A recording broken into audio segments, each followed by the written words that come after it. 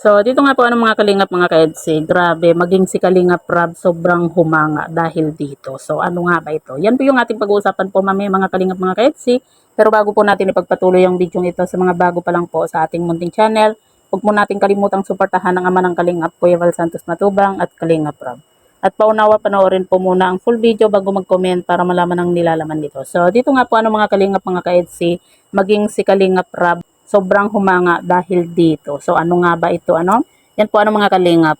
Masaya po tayo dahil nga po sa wakas nakalipat na rin po itong sina Viancy sa malamansyon nga po nilang bahay. At yan nga po mga kalingap, humanga din po itong si Kalingap Rob nga po dito kay Viancy dahil kumbaga napansin po ni Kalingap Rob nga po yung kwarto po ni Viancy na napakaayos.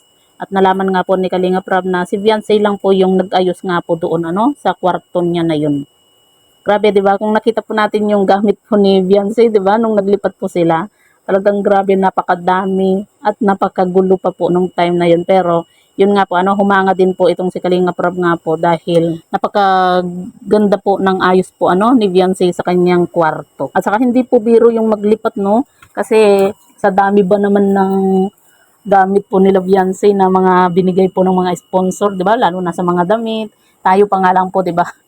Yung kakapiranggot po nating mga damit, 'di ba? Kapag nag-aayos po tayo ng cabinet, talagang nakakapagod na. Di mas lalo na po itong si Viancy na napakadami po niyang damit dahil sa mga binigay po ng mga sponsor sa kanya. At kita naman po natin, 'di ba, kung gaano kadami yung mga package na mga damit dito kay Viancy, 'di ba? Kaya talagang nakakabilib po niya. Kaya kita niyo yung kwarto, napakaayos. At yan nga po mga kalingap, humanga din po itong si Kalingap Rob nga po.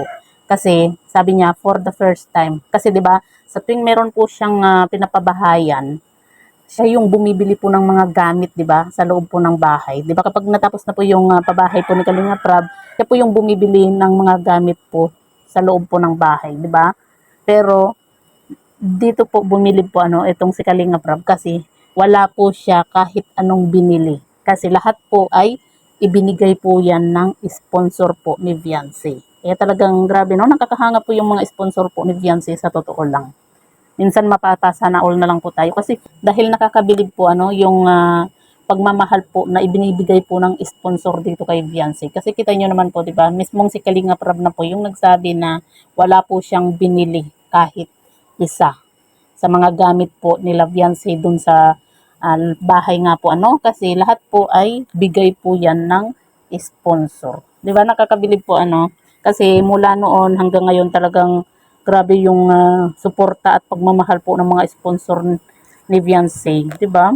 Kaya yan po sana yung yung isa din po na sinasabi po ng mga ibang viewers na maging si Kalingap Edu na wag pong magbago po itong si Viancy kasi yan din po yung isa po sa nagustuhan po ng mga sponsor dito kay Viancy. Kaya ganyan na lang po kadami yung blessing na dumadating po sa kanya.